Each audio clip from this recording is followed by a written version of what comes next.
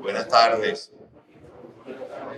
Ya se acabó la campaña de publicidad de intriga, famosa presentación de las bases para la discusión y construcción colectiva de un nuevo modelo. Ya que este es el inicio de una etapa y el final de la primera etapa. Ha sido un año de muchísimo trabajo en tratar de materializar y poder presentar de forma sucinta resultado de tantas horas de discusión, de investigación, etcétera, que nos dio capaz de concluir en esta idea. La propuesta, el planteamiento de un nuevo modelo de desarrollo es sin duda una propuesta política de envergadura, una propuesta política de calado, que sin duda probablemente no es el rol de una sola institución y el rol de un solo actor, sino que tiene que ser gozar de la participación de toda una sociedad. Un nuevo modelo de desarrollo, la propuesta de un nuevo modelo de desarrollo no es una cuestión de índole programática, por lo menos no es el caso nuestro. Nosotros no vamos a plantear cuáles son los programas, no vamos a especificar todavía cuáles son las políticas públicas específicas que se deben aplicar. Esto es básicamente un planteamiento de orden filosófico y de orden de institucionalidad y de infraestructura institucional para darle cabida a una nueva manera de hacerlo.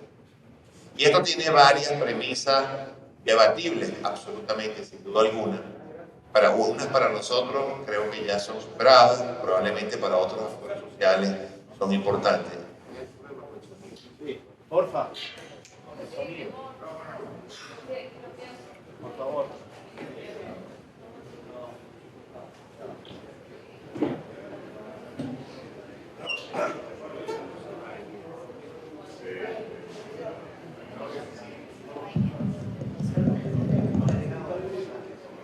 Aló. La primera base que tenemos aquí, nosotros lo hemos dicho ya algunas veces, para el empresariado venezolano, o para casi todo el empresariado venezolano, el modelo rentista extractivista se agotó. Y queremos un poco especificar qué significa el modelo rentista extractivista. El modelo rentista extractivista es básicamente la estructura institucional, la estructura económica que se dio el país a raíz de la aparición del petróleo. Y eso, por supuesto, no es un modelo que ha estado exento de altibajos, de modificaciones, pero que básicamente ha mantenido su propia estructura. Podemos decir que hubo uno más o menos desde el año 20 hasta el año 45, después vinieron las reformas del año 45, donde hubo elementos importantísimos que tienen que ver mucho con lo que es el planteamiento, esa coordinación tan importante que hubo entre el sector público y el sector privado, que básicamente se materializó en lo que fue la Corporación Venezolana de Guayana. Ese modelo después tuvo algunas profundizaciones en la década de los años 50, y después en los años 70 pues tuvo quizás una de las más importantes transformaciones, cuando se pasa de tener el Estado el control y uso de la renta a tener el control de la renta y el control de la producción.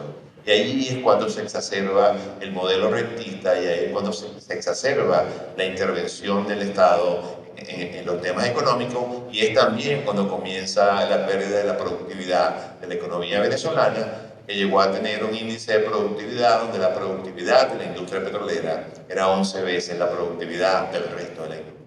Eso prácticamente te decía dos cosas. En primer lugar, que la evolución de la productividad de la industria petrolera había sido un proceso de un manejo inteligente de la industria durante muchísimos años, de reinversión constante, de capacitación, de volúmenes y masa crítica suficiente para tener unos procesos que nos permitían mucho ser el barril más barato del mundo. Cuando se quería, digamos de alguna manera, vender lo bien que se estaba haciendo en el negocio petrolero, se decía que teníamos el barril más barato del mundo. Cuando se quería destruir lo que estaba pasando en la industria petrolera, se decía que teníamos el barril más barato del mundo por condiciones geológicas. Te decían que lo teníamos por condiciones geológicas, inmediatamente decían que teníamos una declinación natural de 25% de los pozos interanuales, y que por eso había que tener la inversión constante. Entonces no era tan cierta las cosas, y lo que la competitividad del negocio petrolero fue porque el modelo se apuntaló allí, la sociedad lo acompañó allí.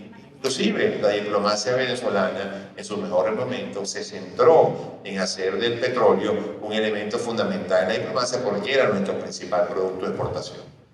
Diplomacia comercial también, porque al fin y al cabo es parte o una de las áreas de la diplomacia.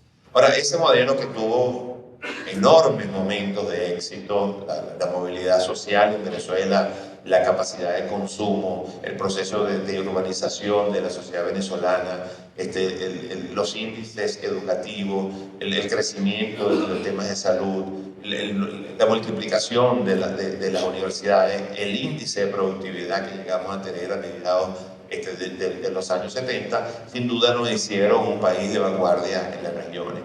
Esto, por supuesto, no significa que estábamos exentos de problemas, de dificultades, de desigualdad, de exclusión y de muchísimas cosas.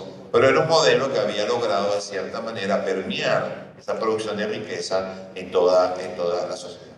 Por supuesto que no fue lo más equitativo y desde hace muchos años el modelo nos está diciendo que tenemos que revisarlo. Y han habido intentos, han habido, digamos, iniciativas de tratar de mejorar esos rendimientos del modelo, pero al final hemos seguido basado en el modelo extractivista de la renta y sobre todo, hoy en día, como decíamos, de la concentración de la producción de la renta en un solo lugar. Ahora, este planteamiento tiene una premisa discutible para algunos, como decimos, para nosotros, quizás para pocos. Y yo creo que una de las premisas fundamentales es que nada va a volver a ser como era antes. Y eso es producto, básicamente, no solamente de la realidad venezolana, sino producto fundamentalmente de las megatendencias que de alguna manera están ocurriendo en el planeta y de la que las megatendencias tienen algunas ventajas, por supuesto, y algunas desventajas. Tú puedes no montarte en megatendencias, pero hay otras megatendencias que igualito te van a atrapar, quieras o no quieras. Y hay unas que, aunque los países no busquen montarse en esa tendencia, habrá algunos ciudadanos de esos países que sí podrán hacerlo porque tengan, digamos, capacidad de acceso a tecnología o capacidad de acceso a conectividad, que de alguna manera van a permitirles a algunos privilegiados montarse en las megatendencias que el resto no lo van a tener. Yo creo que ese es uno de los elementos fundamentales.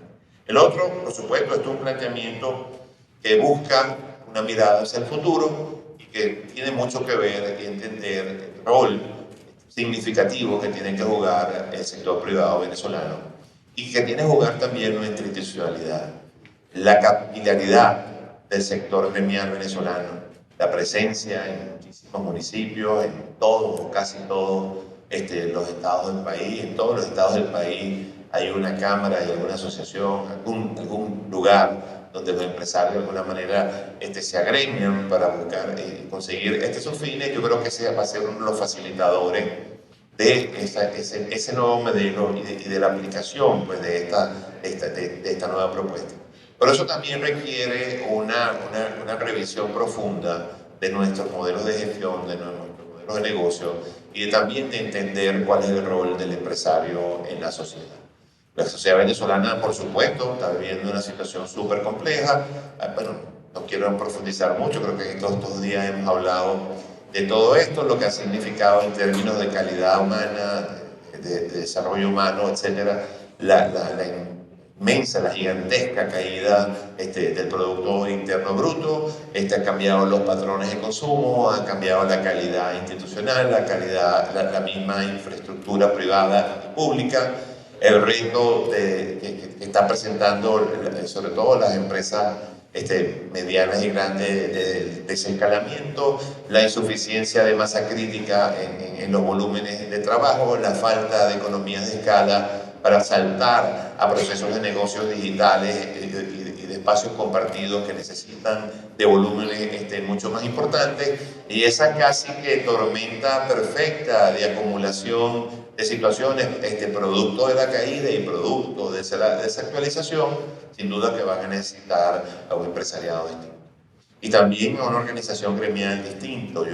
Ayer lo decíamos en nuestra asamblea legislativa, administrativa, tenemos que plantear cómo va a ser nuestra organización del futuro, porque buena parte del desarrollo económico se va a basar en las capacidades y en competencias que nosotros podamos generar y que sean nuestras instituciones gremiales base para el desarrollo de esa competencia y no solamente mecanismos para el lobby, para la incidencia, para el intercambio, digamos, con las autoridades y para conseguir, digamos, las medidas legislativas o de orden administrativo que necesitemos. Vamos a tener que entender también que las economías colaborativas comunes en el mundo moderno y base fundamental de sustentar los nuevos modelos de desarrollo, de alguna manera van a necesitar una articulación, una organización distinta de nuestro sistema gremial. Ayer cuando reconocíamos a Yaracuy Puede y también cuando reconocíamos la importancia que le habíamos dado a la formación de bloques, es porque básicamente entendemos que la organización que tiene que dar el mundo gremial tiene que ser algo distinta y que base en el desarrollo de esas capacidades que va a necesitar la empresa y en el desarrollo de esos recursos humanos, porque las empresas también en sí mismas están viviendo procesos de transformación importantes por los temas que hay que tener en cuenta que están ocurriendo hoy en día y que este modelo tiene que incorporar. ¿Y cuáles son esas cosas que están ocurriendo hoy en día en tantas partes? Bueno, en primer lugar tenemos, sin duda alguna, la disrupción que está causando los avances tecnológicos. En segundo lugar, tenemos la desmaterialización del hecho productivo. Cada día es mucho más frecuente, cada día es mucho más común conseguir espacios de construcción de valor donde no hay nada material que uno pueda tocar, que uno pueda palpar, que uno pueda recibir. Además, la construcción o la articulación de cadenas de valor desde puntos geográficos distintos, de distintos puntos del orbe, con personas que tienen distintas capacidades, que se desarrollan en ambientes que tienen distintos idiomas y que se rigen por distintas legislaciones, que están todos participando en la producción de un bien o de un servicio determinado, que en muchas de las ocasiones es para, digamos, atender las necesidades de toda la humanidad. Eso, por supuesto, es muy distinto que a un proceso material de construir cualquier cosa en un mercado determinado, en un solo idioma y que se rija a una misma legislación. Esos procesos de participación de actores globales en un solo servicio, en un bien, que a nosotros nos parecen cosas del futuro, son una de las cosas que más impacto ha tenido en el pasado reciente. Una de las cosas que más impactó la pandemia fue precisamente que rompió esas cadenas de valor donde articulaban distintos países y distintas realidades. Porque bueno, unos empezaron con el COVID cuando otros no lo tenían. Y cuando ya en algunos países lo superaron, el otro apenas estaba llegando y al final no se pudieron articular y se rompieron esas cadenas de valor. El nuevo reto también que tenemos, el Internet de las cosas, por ejemplo. Una cosa fundamental que para veces se está convirtiendo en un problema difícil de manejar, son muchísimos de los negocios hoy en día se mueven en un paradigma absolutamente contrario a lo que fue la vida económica de la humanidad hasta hoy. La vida económica de la humanidad se basó siempre en el principio de la escasez. Hoy en día se basa en el principio de la abundancia, porque lo que sobra es data. Lo que sobra es información, lo que sobra es capacidad de análisis, lo que sobra es capacidad de hacer un producto particular para cada consumidor con las especificidades que cada quien las quiera.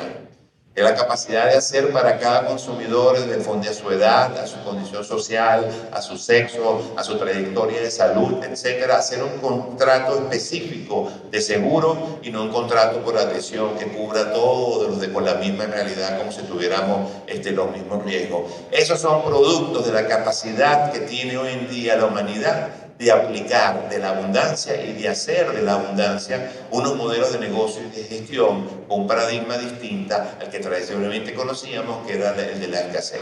Además de que hay abundancia, por supuesto, de tecnología, una cosa que muchos no creen, pero que también en realidad hoy en día hay abundancia de recursos financieros. Lo que por supuesto nosotros somos una superisla y una superexcepción, pero en el mundo lo que sobra es dinero.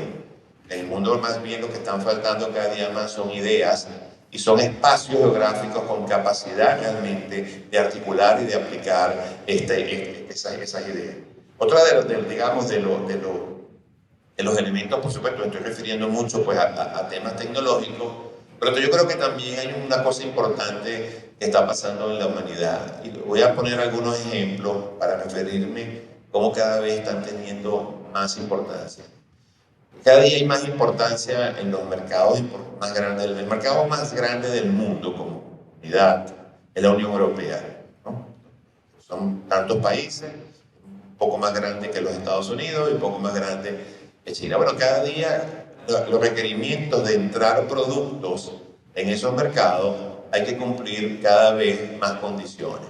Bueno, trazabilidad, idoneidad, que no haya, digamos, trabajo de niños, que no haya explotación, digamos, por raza, por religión, que haya equidad de género, que haya energía renovable, que la huella de carbón sea positiva, una serie de exigencias que cada día se le están poniendo a los productos que son tendencias. Y que son tendencias que están viniendo, lo que ayer lo mencioné, el Objetivo de Desarrollo Sustentable de las Naciones Unidas no es una oda a los buenos deseos, no es un ejercicio de poesía.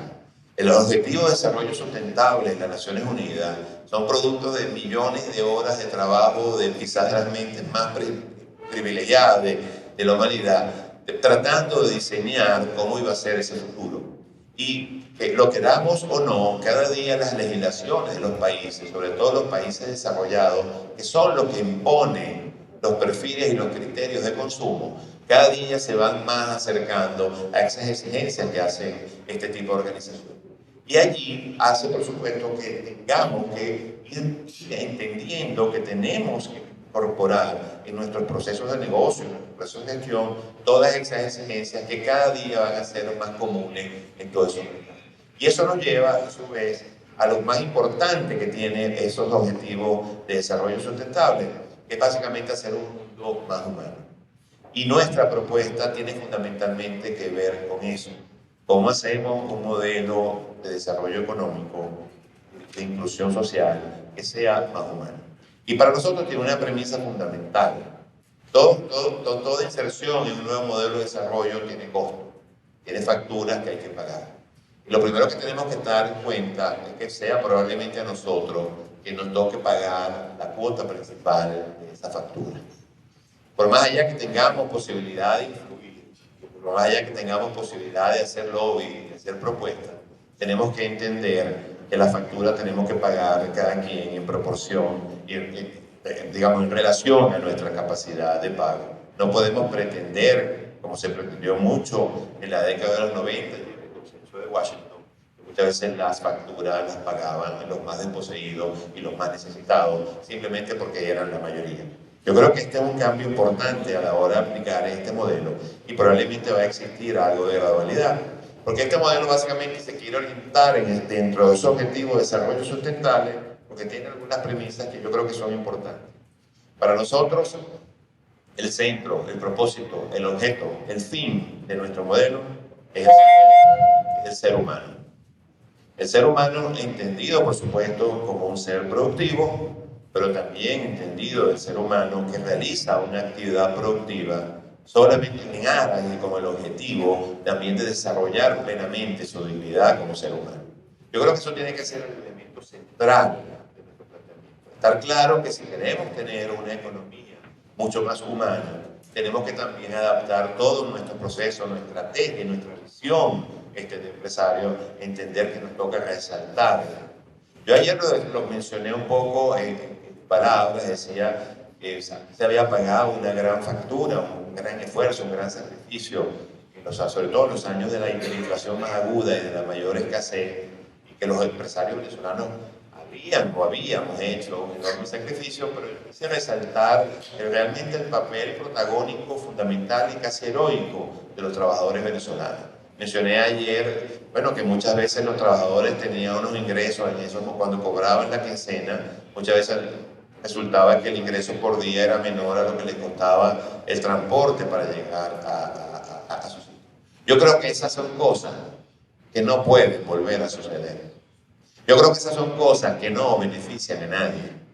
Yo creo que esas cosas que sucedieron durante muchos años y que probablemente mucha gente decía, bueno, podemos estar sosteniendo porque el tema de los salarios ha llegado a este nivel. Yo creo que con eso no se construye nada futuro, no se construye ninguna fortaleza, no se construye ninguna ventaja competitiva, no se construye ninguna capacidad. Al contrario, si tú no logras articular el esfuerzo material que está haciendo en tu empresa de alguna manera implique una mayor inclusión, un mayor beneficio para quienes participan en la cadena de valor, en la construcción del valor, yo creo que es un esquema que debe fácilmente ser superado y ser sustituido.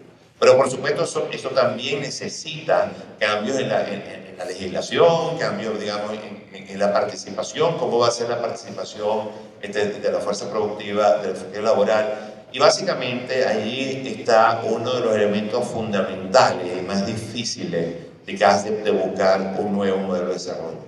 Tenemos que tener una institucionalidad y tenemos que tener un cuerpo legislativo que desate las fuerzas de la creatividad, que desate la fuerza de la producción. La creatividad, la productividad, la capacidad de generar cosas nuevas, la capacidad de impulsar una mayor multiplicación de la riqueza, tiene en Venezuela una camisa de fuerza. Camisa de fuerza que tiene sus defensores. Es natural que haya personas que de alguna manera quieran que ciertas cosas del status quo se mantengan. Pero básicamente en la esencia, nuestra actividad hoy en día tiene una serie de limitaciones institucionales y legales que lo que tienen es aprisionado ese talento, esa capacidad que tenemos las empresas y los trabajadores de hacer las cosas de una manera distinta para beneficio de todos. No se puede entender el beneficio de la fuerza de la producción sin el beneficio de todos. Nuestros trabajadores estarán mucho mejor en la medida de que nuestras empresas estén mejor. Nuestras empresas estarán mucho mejor en la medida en que los trabajadores estén mucho mejor. Y esto que yo estoy mencionando no es retórica.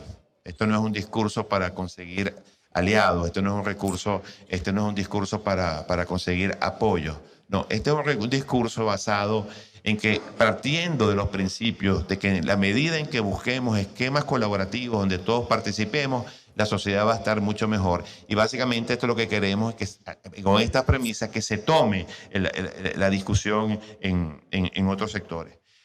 Otra de nuestras premisas fundamental es el desarrollo basado en el talento. Bueno, si decimos que nuestro objetivo es el ser humano, que la plena realización de sus capacidades, el pleno desenvolvimiento de su dignidad, también queremos un modelo que no se base en el desarrollo de ventajas comparativas, sino en el desarrollo de ventajas competitivas. Hay muchos ejemplos de eso, muchísimos. O sea, se pueden estudiar y hay cualquier cantidad. Yo siempre utilizo el ejemplo de Corea.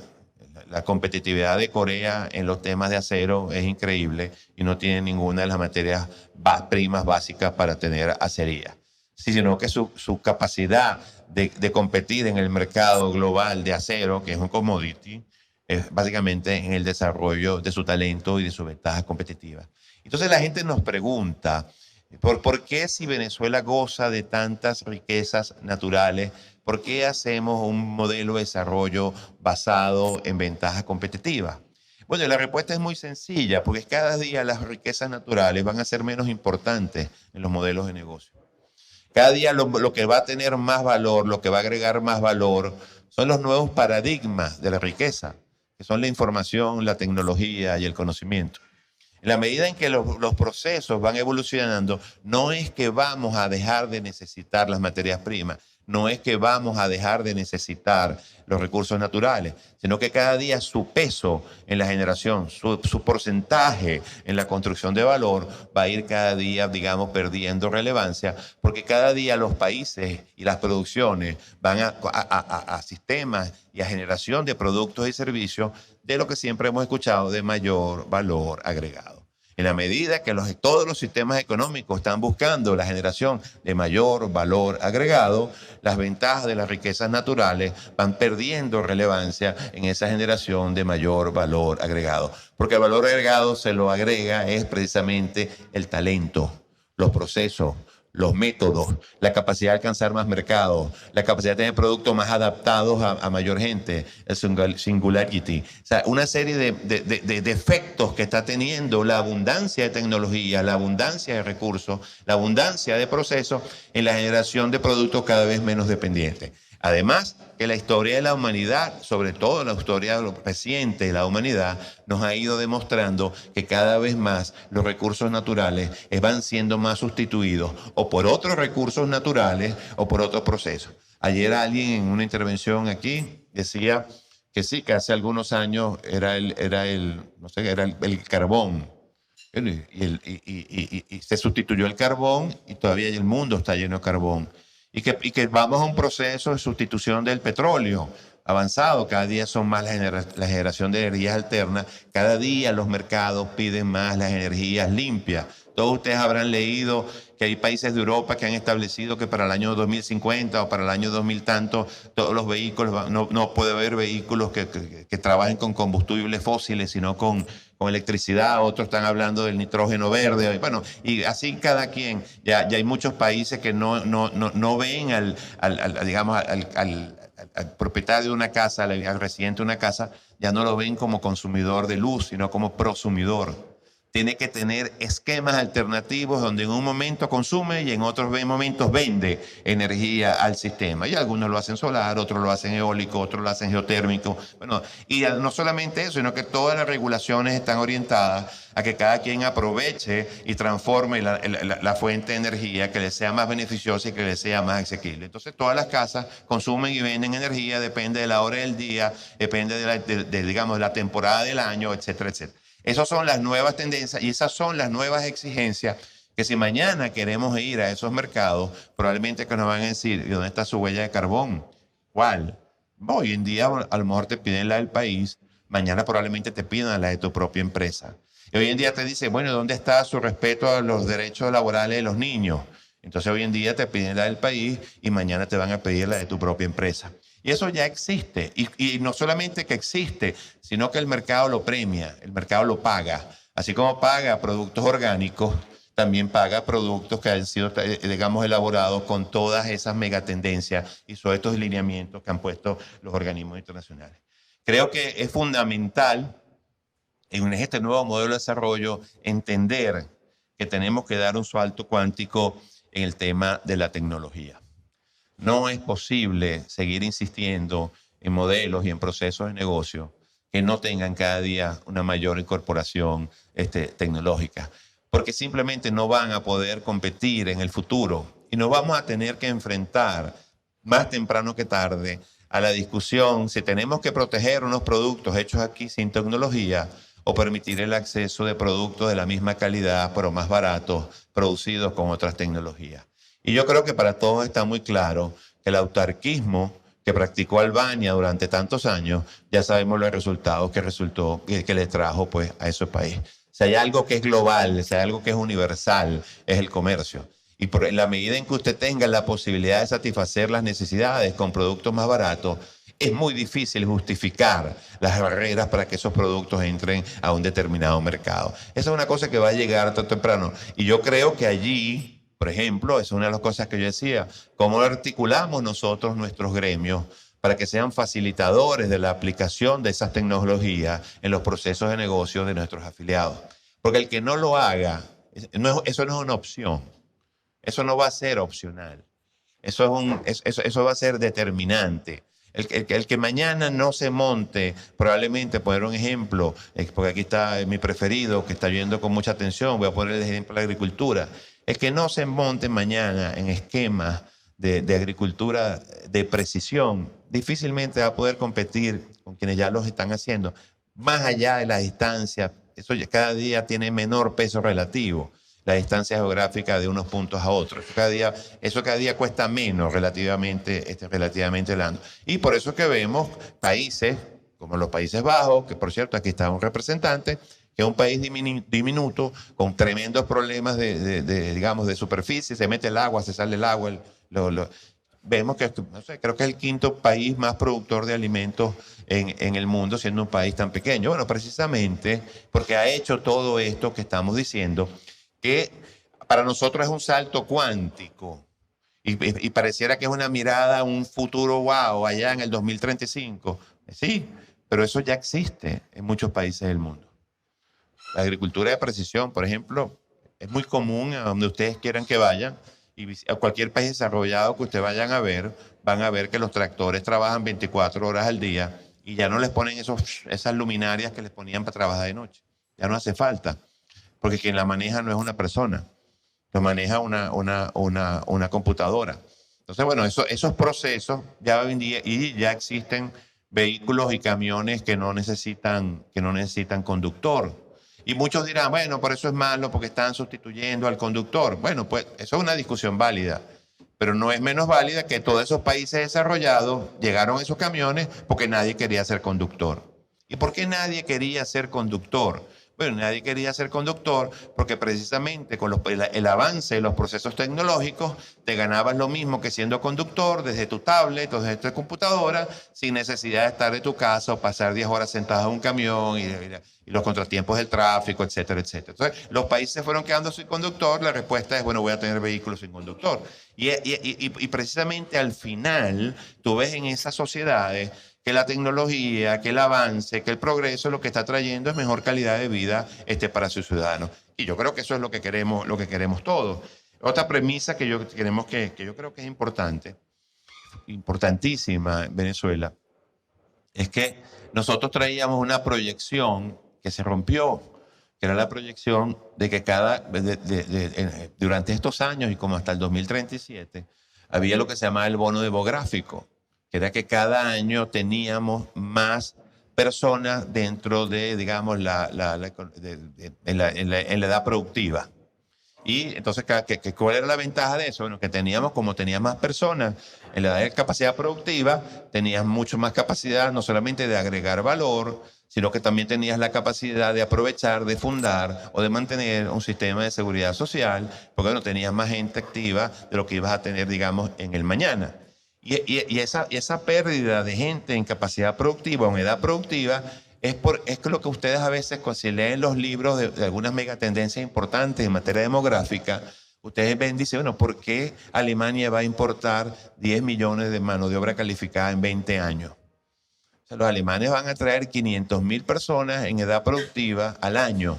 Bueno, porque necesitan mantener con recursos humanos esa capacidad productiva y, por supuesto, y además esa capacidad de contribución en los sistemas de seguridad social. Nosotros perdimos ese bono. Entonces, ¿qué nos dice eso? Que aún más y aún necesariamente tenemos que insistir en el tema del rescate de la productividad. Y entonces, bueno, que la productividad, bueno, yo lo he referido, no quiero insistir en el tema. La productividad era una mala palabra en Venezuela. Hace 10 años era quizás la palabra más horrible del diccionario. La productividad la entendían como explotación, como vasallaje, como especulación. O sea, tenía todo. No, la productividad no es nada mejor que digamos, que la mayor capacidad creativa en el menor tiempo posible con los menores recursos para la mayor satisfacción de los consumidores. Eso es, vamos a decir, en rapidito, pues tratando de decir que es productividad. Y eso debe ser una búsqueda permanente de todos los procesos productivos, de todos, sin excepción. Inclusive aquellos procesos productivos que se basan en la satisfacción, en la comodidad del que viene, en la búsqueda de un servicio. Bueno, tú puedes tener la comodidad más grande y quieres darte pues el tema a lo mayor artesanal posible y como lo hacían hace 500 años, porque quieres vivir esa experiencia, que lo hay. También, bueno, no es lo mismo si lo haces en un tiempo determinado y a un precio determinado que así lo haces en otro. Y eso te lo va a dar, digamos, el que pueda ser productivo. Así que la productividad tiene que ser para nosotros la búsqueda constante, el objetivo constante. Pero eso no llega solo. Nosotros, la sociedad venezolana, producto de ese modelo rentista exitosísimo, hasta mediados de los años 70, tuvo un problema estructural que sigue teniendo. O tenía una ventaja estructural, voy a decirlo así, después de algunos años, que nosotros éramos de los pocos países del mundo que teníamos estructuralmente un superávit en nuestras cuentas externas. Nosotros teníamos más exportaciones que importaciones, fundamentalmente por el tema petrolero. Y tenemos todavía un récord en términos relativos, que pocos países lo han logrado, que fue en el año 67. el superávit de nuestra balanza de pago en el año 67, el superávit, fue superior a las importaciones. Es decir, las exportaciones nuestras fueron el doble de las importaciones. Lo que nos quedó de ahorro era superior a todo lo que importamos en un año. Imagínense el potencial, la productividad enorme que habíamos desarrollado en nuestra industria petrolera. Eso hizo, obviamente, que la moneda se hiciera más fuerte y eso hizo que al final nuestra economía tenga un porcentaje de componente importado mucho más alto que el resto de las economías de nuestra región. Y eso es para nosotros un reto también de competitividad. ¿Por qué? Porque muchas veces nos acostumbramos, por ese poder adquisitivo, que para nosotros el aumento de la competitividad fundamentalmente significaba importar tecnología de otros países de punta y adaptarlo a nuestros procesos. Y eso es una manera de aumentar competitividad. Pero no es la única. Ni es la más eficiente necesariamente. Ni es probablemente la de mayor impacto en el país. Quizás mejor impacto tenga desarrollar tú la propia tecnología o desarrollar tú los procesos productivos que te puedan traer la misma productividad sin necesidad de importar la tecnología. O, ¿por qué no?, desarrollar procesos de capacitación que te permita estructurar con tus colaboradores modelos de gestión y de procesos que también te ayuden a continuar la productividad. Pero entonces para nosotros el incremento de productividad producto de la importación de tecnología era un hecho esporádico, cuando la productividad y la construcción de capacidades por productividad es un hecho cotidiano, es un hecho de todos los días. No es voy a esperar que se me ponga vieja para traer la máquina nueva que me va a poner a la altura de Chile o de lo que sea, no. Es a ver cómo hago todos los días para no perder el puesto de competitividad que tengo contra los competidores de los países que rivalizan conmigo en un mercado o un producto determinado. Y eso, por supuesto, de la productividad es un cambio absoluto en la visión que hoy en día tenemos de negocio. De los saltos cuánticos en productividad, producto de la inversión, al mantenimiento de la productividad, producto de nuestro, digamos, acontecer diario. Y eso no es otra cosa que esfuerzo, que trabajo diario, que dedicación, que constancia, que mirada a largo plazo. Y para mí, yo creo que una de las grandes dificultades que va a tener nuestro modelo en el sector nuestro empresarial es precisamente la necesidad de cambiar nuestro estado mental, nuestro mindset, de una visión de corto plazo a una visión de largo plazo basada en la construcción de capacidades para poder competir con esos mercados internacionales. Por supuesto, hemos dicho, otra de las características, esto que yo creo de las cosas que también dificulta y ayuda en la construcción de este nuevo modelo, es la diáspora venezolana. Y aquí esto nos puede jugar un doble efecto. Aquí tenemos que pasar del círculo vicioso que tenemos ahorita al círculo virtuoso. Y bueno, ¿cuál es ese círculo vicioso?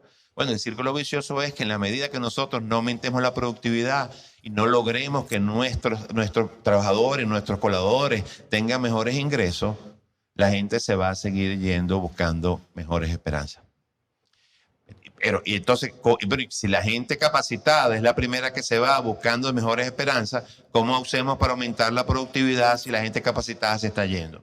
Entonces, bueno, tenemos que romper ese ciclo y buscar alguna manera de elevar nuestro nivel de productividad, que nuestros colaboradores, nuestros venezolanos, sientan que se haya un futuro mejor en este país y se quieran quedar aquí y sigamos insistiendo en el círculo virtuoso, que en la medida en que más logro productividad, mayor voy a conseguir que la gente se quede aquí y entonces voy a aprovechar la diáspora para facilitar y ampliar mis relaciones de negocio. Porque la primera necesidad que tiene uno, pero cuando quiere buscar colocar un producto afuera, es por supuesto tener un producto de calidad y barato. Y lo segundo es la confianza a quien se lo vendo, porque realmente me lo pague mañana.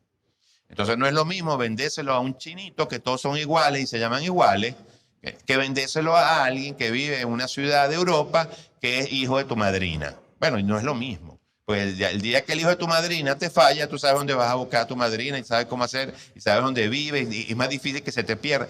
Y ahí entonces empieza a traer todo y la confianza que te genera hablar con una persona que tiene tus mismos códigos, que habla tu mismo idioma, que probablemente tiene tu mismo, coincides con muchos valores, pero que además por su experiencia afuera ha tenido el ejercicio de una ciudadanía distinta que también te la está transmitiendo y que es más fácil para tú entender que tienes que colocarte en esas corrientes modernas del pensamiento y de exigencia, porque los pares tuyos que se fueron allá ya lo están haciendo y ya no te lo están exigiendo unas reglas etéreas, sino una persona en carne y hueso con el que estás teniendo una relación comercial. Yo creo que la diáspora va a ser una base fundamental de la ampliación, digamos, de nuestros mercados. Ahora, ¿quién va a hacer todo eso? Bueno, yo creo que no tiene mucho sentido en este ambiente discutir que ese es un rol nuestro. Y ese es un rol fundamentalmente nuestro. Y ojalá nos dejen que sea un rol nuestro y de los trabajadores. Ojalá el Estado no se meta a tratar de hacerlo. Esta mañana teníamos una discusión muy interesante en la última mesa, en la penúltima mesa, en la mesa donde estaban los diferentes sectores, y hablaban algunos de ellos del tema de las regulaciones. Y decían, bueno, es que las regulaciones no es el problema es la intervención, que son dos cosas muy distintas. Bueno, y ojalá nosotros logremos convencer a la sociedad de que tiene que desatar esa fuerza de la creatividad y que tiene que permitir que el rol de la recuperación material del país, lo hagan las fuerzas de la producción, que son los trabajadores y la empresa privada, que no se meta a hacer lo que no sabe hacer y que debería más bien buscar el mecanismo de ayudarnos a desatar las fuerzas de la creatividad y de la producción. Esto, por supuesto, para nosotros, además, requiere de una institucionalidad que tiene muchísimas aristas. Pero creo una de las cosas que creo que va a hacer falta rescatar, y yo no sé cómo tratar de transmitir esto porque no lo logro dibujar muy bien, pero voy a tratar la mayoría de estas cosas que he dicho yo no las entiendo, pero las estoy diciendo. Que es el tema de la economía real. Una de las cosas que nos llamó la atención en este viaje a nosotros es que creemos, no sé si habrá estudios de eso, pero a mí me da la impresión que producto de estos últimos años, la incidencia de economía real en el país, en las regiones, es mucho más alta que hace quizás 20 o 25 años. Creo que el centro del país, sobre todo la capital, se ha ido hacia otro, más a la economía financiera, otro tipo de economía, y no a la economía real. Y yo creo que aquí el tema de la descentralización va a jugar un papel fundamental. Y por eso siempre cuando veíamos la mesa de desarrollo les pedíamos que tratáramos de vincular no solamente la problemática, sino las potencialidades y las vocaciones, porque creo que cada región va a tener su especificidad si va a querer realmente ponerse en temas productivos. Y ahí decíamos nosotros, va a ser un poco difícil, pues cuando vamos a cada estado que vamos, no hay ningún estado del país, quizás uno, que recordamos nos diga que tiene una sola vocación. Todos tienen 30 vocaciones. No, nosotros somos agrícola, pecuario, turístico, comercial, industrial y de servicio educativo y de innovación y medicina. Mira, ¿cuántos habitantes hay aquí? 700.000. ¿Cómo vas a lograr tú niveles de masa crítica y niveles de economía de escala suficientes para realmente ser competitivo en un territorio tan pequeño y con un recurso humano tan reducido? ¿Cómo vas y con, digamos, inversiones tan relativamente pocas? ¿Cómo vas a ser tú globalmente competitivo en tantos sectores de la economía? Y yo creo que aquí va a venir también debería venir un realineamiento un poco del país. Y ahí es donde nosotros hablamos ayer de que probablemente vayan a tener importancia los bloques regionales. Porque yo voy a poner un ejemplo que no tiene nada que ver con el esquema comercial y económico, pero que tiene que ver, por ejemplo, en el esquema de salud. Entre Falcón y Lara, en la frontera de Falcón y Lara, o de Lara y Zulia, ahorita no recuerdo bien, hay 2 municipios colindantes, y en los 2 hay un hospital nivel 3. Entonces dice, bueno, porque aquí hay 2 nivel 3. Bueno, porque el gobernador del estado Zulia quería un hospital nivel 3 allí. Y el del estado Lara quería un hospital 3 también allí. cuando perfectamente 10 o 15 municipios alrededor del primero que hizo el hospital hubiera sido suficiente para atender a toda esa mancomunidad. Entonces eran hospitales 3 que nunca se ocupaban en un lado y hospitales 3 que tampoco se ocupaban en el otro. Bueno, yo creo que eso va a pasar igual. Bueno, a lo mejor vamos a necesitar, como no, un centro de procesamiento de semillas, pero no creo que vayamos a poder tener uno en Canaguá, otro en El Molino, otro en Bailadores, uno en La Grita y uno en El Zumbador. No. Yo creo que a lo mejor vamos a tener que sentarnos todos de acuerdo entre nosotros, con los bloques regionales y con nuestra institucionalidad gremial, a decir, mira, el mejor sitio para el desarrollo de las semillas que tenga una economía de escala suficiente y masa crítica para poder articular una generación de semillas que pueda competir contra la semilla importada y nos permita colocar la semilla nuestra también en otros países, tiene que estar en este punto y tiene que tener más o menos este volumen de negocio. ¿Por qué? Porque la renta petrolera nos acostumbró a identificar la necesidad y a satisfacer la necesidad sin exigirle la eficiencia en el retorno al capital invertido.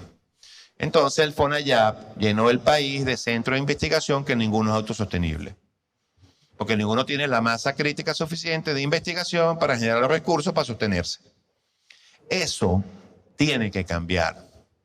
Porque esa solución que nosotros le teníamos, lo que yo siempre he llamado, yo sé que es antipático, la solución de carpetica, es que uno siempre que tenía la oportunidad de hablar con alguien que tenía capacidad de incidir, le llevaba a uno la carpetica. Y la persona que recibía la carpetica, probablemente recibía 100 carpeticas y decía, voy a aplicar 10 carpeticas. Y no veía si esa solución de la carpetica realmente era sostenible en el tiempo o no analizaba de las 100 carpeticas, que a lo mejor eran coincidentes, para decir de las 100 carpeticas voy a hacer 3, no voy a satisfacer a ninguno en particular, pero a todos en general. Eso es el nuevo reto del modelo de desarrollo. No hay los recursos excedentes para traer soluciones en cada uno de los lugares. Tenemos que manejar conceptos económicos. No solamente tenemos que manejar conceptos políticos, no solamente tenemos que manejar este concepto de la satisfacción de la necesidad. Tenemos que manejar el concepto político y la satisfacción de la necesidad con el elemento de que tiene que ser productiva la solución que se aplique. Porque si no, vamos a seguir en el mismo sistema. Un modelo que elevó 11 veces su productividad sobre el resto de la economía para sostener la ineficiencia de todos esos sectores. Pero esas 11 veces que fue más productiva, hace años que dejó de ser suficiente. Porque cuando era 4 veces más eficiente, la cosa iba más o menos bien y el país marchaba bastante bien. Pero cuando se fue a 11 veces, bueno, no dio para atender tanta ineficiencia, además de una población cada día más creciente. Yo creo que hay muchas cosas, pues quizás que tienen que ver más con el presente, el deterioro digamos, el desaprendizaje que ha habido en el modelo educativo, el desaprendizaje que ha habido pues en la empresa privada y en las empresas públicas en general, digamos, en todos los procesos productivos de Venezuela. Yo creo que es una condición que hace muy difícil el tema, la aplicación pues de estas soluciones y de estos campos. Y hay también, yo creo que la otra cosa fundamental que tenemos que resolver, y por eso invitamos a los amigos del Táchira que están los amigos del Hub Tecnológico. Los amigos del Hub Tecnológico, porque no es verdad que en Venezuela no hay internet suficiente para aplicar soluciones digitales. Nosotros creíamos que eso era así. Eso era un axioma. Y bueno, nosotros fuimos al Táchira y nos enseñaron que en el Táchira, con el internet del Táchira, que probablemente es mejor que el resto del país, bueno, habían aplicaciones y soluciones a los problemas de muchas empresas que estaban en muchos lugares del mundo. ¿Qué quiero decir con esto? Bueno, que la nueva normalidad son los procesos basados en tecnología. Y allí viene también una cosa fundamental desde el punto de vista de las políticas públicas. El agua es un servicio fundamental, la electricidad, si no, no hay desarrollo, el gas y la conectividad. Yo creo que no tardará el mundo en reconocer la conectividad como un derecho humano. Porque nosotros ya existe en muchos países del mundo lo que se llama el e-government o el gobierno digital. Y el gobierno digital no es otra cosa que el marco regulatorio de actuación del ciudadano digital. Cada día nosotros vamos a ser aún más ciudadanos digitales. Ya cuando uno va a Europa, por ejemplo, y saca la tarjeta de crédito, es un dinosaurio. Porque allá ponen el dedo. Y pagan con el dedo. Bueno, qué maravilla, ¿no? Entonces, bueno, por supuesto, eso es un avance tecnológico muy sencillo. Eso no es, digamos, oye, ¿qué tiene ese dedo? No tiene nada, tiene la huella dactilar que tiene la misma que tienes tú. Entonces, ¿qué es eso? Bueno, precisamente que el momento de que tú te registras tu huella dactilar, eso ya te va a servir para todo tu proceso como ciudadano. Y vas a hacer un documento, y te vas a sacar la cédula, vas a sacar el pasaporte, y vas a registrar una compañía, y vas a hacer lo que sea, y vas a hacer con el dedo.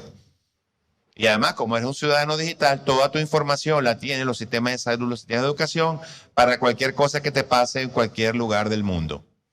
Y, por ejemplo, si tú dices, no, vale, yo soy un atleta y yo quiero pagar, y eso es lo que hablaba de la capacidad del manejo de información y de data para hacer las cosas más, digamos, adaptadas a cada persona. Si tú tienes un teléfono, por ejemplo, un iWatch, por decir algo, un de esos, Fitbit, y tú eres una persona que hace ejercicio todos los días y registras todas tus pulsaciones y tus cosas, bueno, tú vas con el dedo, te vas a conectar al sistema de salud y el sistema de salud te va a decir que tú eres una persona de bajo riesgo porque en tu registro de los ejercicios que haces todos los días durante los 5 años ha mostrado que haces ejercicios 340 días al año, entonces eres mucho menos proclive a las enfermedades silenciosas que están azotando a la humanidad y por lo tanto tu póliza de salud debe costar la mitad de lo que le cuesta al que no lo hace. Y no es el contrato a juro que te traía el corredor de seguro, que era tu pana, que si no firmabas ese no había otro. Porque la compañía no tenía la capacidad de adaptarse a las necesidades de cada consumidor, de cada cliente. Bueno, eso es pasado. Eso es pasado. Eso es historia. Eso ya no es. Entonces la gente usa esto no por moda. Nosotros lo usamos por moda, pero la gente normal lo usa porque esto le da capacidad de definir su perfil de salud y le va a permitir acceso o le van a denegar acceso a determinado. Entonces el salto hacia la era digital, hacia las plataformas digitales, hacia los procesos digitales, va atrasado. Tenemos cómo resolvemos el tema de la conectividad. Bueno, el otro día teníamos una reunión con nuestro presidente Casetel y decía una cosa muy interesante. Él decía, está mejorando a pasos importantes el tema de la conectividad a Internet, pero no está siendo bien hecho porque lo están haciendo los pequeños, ¿no? Bueno, tiene razón, dice, qué lástima que están haciendo los pequeños, porque no es lo mismo que quizás alguien grande que tenga lo que hablamos, masa crítica, economías de escala y tal. Pero yo también decía, oye, qué bueno, ¿no? Porque me provoca como que consolidar a todos esos proveedores de Internet y convertirme yo en un grande y hago tremendo negocio. Bueno, esas son también las oportunidades que las dificultades del presente nos pueden brindar a nosotros si realmente queremos coprotagonizar junto con los trabajadores este proceso de salto a la modernidad. Yo creo que, bueno, hemos hablado de, por supuesto, también en el tema energético, es fundamental.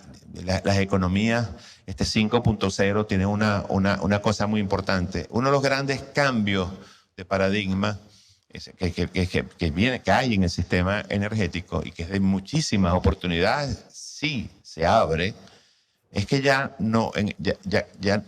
una de las características de la tercera revolución industrial en la generación de energía es que era centralizada. Eran grandes centros de generación eléctrica, grandes termoeléctricas que distribuyen a varias partes, por ejemplo, planta centro, o hidroeléctrica, o termoeléctricas, las de la tierra, etc. Bueno, hoy en día no, hoy en día cada quien genera su energía de distintas formas. Bueno, el cambio de esos paradigmas también tiene que traer adaptación en un punto fundamental de lo que es una de esas cosas que tienen atadas la creatividad y la fuerza de la producción en Venezuela, que es la cantidad enorme de monopolios estatales. La sociedad venezolana tiene que entender que todos los sectores de la actividad económica tienen que estar abiertos a la participación ciudadana. El ejercicio de soberanía no está en reservarse la explotación de determinada actividad económica. Y los resultados están a la vista. Todos sabemos cuáles son los monopolios estatales. Todos sabemos cómo eran los que no eran y ahora son, y cómo están ahora. Todos sabemos cómo están los que siempre han sido. Y todos sabemos cómo están que aquellos no siéndolo le permiten o tienen limitaciones importantes a la participación del capital.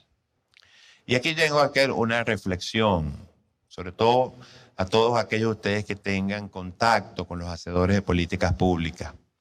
Muchas veces cuando vemos las discusiones de las legislaciones para el estímulo de algún sector económico, siempre vemos que el interés nacional, y eso es muy importante, sin duda alguna, pero el interés nacional no puede ser tan interés que mate el atractivo para el inversionista. Y entonces ahí tenemos el ejemplo de la petroquímica. Bueno, sí, la ley petroquímica establece que un porcentaje mayoritario tiene que tenerlo el Estado, porque eso es interés nacional. Bueno, válido. ¿Qué es mejor? Tener petroquímica actualizada, donde el Estado regule, no como propietario, sino como ente regulador, el país lleno de petroquímica, o tener 4 cafeteras viejas donde tenemos más de la mitad. ¿A quién gana con las 4 cafeteras viejas? Yo sí sé quiénes ganan. Los petroquímicos de otros países del mundo. Porque nosotros tenemos todos los años el mismo tema con la gente de Portuguesa, de Guárico, de los fertilizantes, que no sé qué, qué tal, que no llegan, que el barco que se hundió, que no me dio la carta de crédito, que la sanción. Hermano, si aquí pudiéramos tener esto lleno de industria petroquímica, de fábricas de fertilizantes, bueno, en varias partes del país. Las últimas inversiones petroquímicas importantes en el país fueron en los años finales de los años 80 en José. Señores, 40 años. Perdidos. ¿Y dónde está esa discusión en la sociedad venezolana? No era relevante. No era relevante porque el exceso de la renta, de alguna manera nos decía decir, es mejor traer el barco vikingo o el fulano o el tal, porque es mejor negocio, me deja algo afuera, ay, el control de cambio, ay, Dios mío, vaya, aguanta ahí, pues. Esa es la realidad. Ahora, eso es lo que queremos seguir. Entonces decimos, no, pero entonces queremos ir a la soberanía alimentaria. Bueno, como no, con mucho gusto. ¿Qué es la soberanía alimentaria? Bueno, la soberanía alimentaria sí es la capacidad de producir en general la mayor cantidad de alimentos que consumen los ciudadanos dentro del territorio nacional. Bueno, entonces tenemos que ver cómo hacemos con el tema de las petroquímicas y lo que decía de las semillas y que lo que decía también de los herbicidas, de la industria química ya, de los herbicidas, las cosas que se utilizan para el control de la siembra y la tecnología de los equipos, etc. Entonces, al final, si tú quieres realmente lograr esos conceptos de seguridad, no tienes otro camino que abrirte a la inversión eficiente y productiva. Pues es que si no lo haces vas a terminar perdiendo eso que estás buscando porque terminas dependiendo por no desarrollar los procesos productivos que te generan lo que tú estás buscando. Entonces tenemos una serie de contradicciones en nuestro modelo que al final lo que nos han llevado es a lo que tenemos ahorita. O sea, ahora, cuando uno plantea, bueno, hay que abrir la electricidad a la inversión, a la participación ciudadana, inmediatamente la gente piensa, y con razón probablemente, que van a subir la tarifa. Bueno, sí, no, sin duda que la van a subir. Porque si vale 0, esa no es tarifa. Y si pagas, aquí me contaba, creo que nos contaba el alcalde aquí de Mérida, que en algunas partes de la ciudad cobran por la recolección de basura un bolívar al mes. No tiene sentido. No es verdad que yo no creo que nadie pueda pagar 10. Entonces, bueno, no, que unos paguen 1 y otros paguen 100, válido, pero lo que es importante reconocer es que el servicio público más caro es el que no se tiene.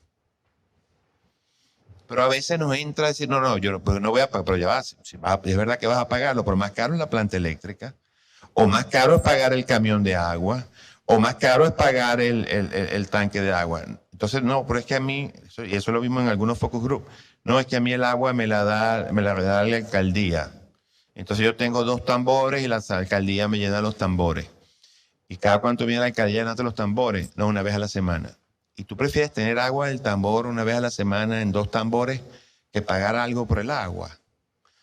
¿Y dónde está pues la calidad de vida? ¿Dónde está la necesidad pues de la higiene, las millones de cosas? Bueno, esas son barreras que vamos y que hoy en día conseguimos en la sociedad venezolana cuando planteamos este cambio, digamos, de abrir todos los espacios de la economía a la participación ciudadana.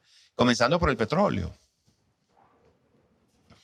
El petróleo, hemos perdido capacidad de producción. Bueno, no, algunos dirán que es el tema sancionatorio, y yo creo que vale la pena incluirlo pues, en la ecuación, pero también porque no hemos invertido suficiente. ¿O es que no es cierto que hace 5, 6, 7 años la principal producción petrolera del país estaba asociada a los convenios operativos? Eso es una realidad, eso está en números aquí y en números afuera. ¿Por qué había más producción en los convenios operativos que en la producción propia de nuestra empresa nacional? Muy sencillo, porque los convenios operativos le invertían al negocio. La exacerbación de la renta nos llevó al eterno dilema de matar a la gallina los huevos de oro.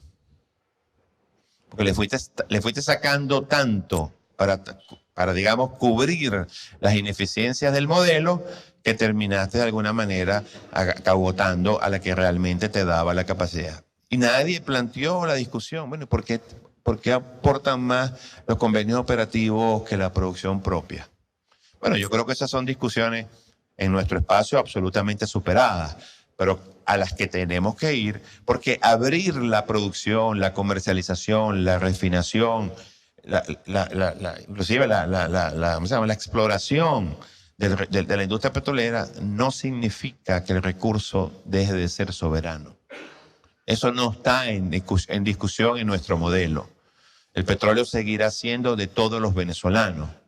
Y es la palanca que más pronto nos puede poner cerca de ese salto cuántico y de esas innovaciones que tenemos que dar a la economía para superar el modelo actual. Porque es el que todavía tiene más competitividad a nivel global que los otros sectores de la economía.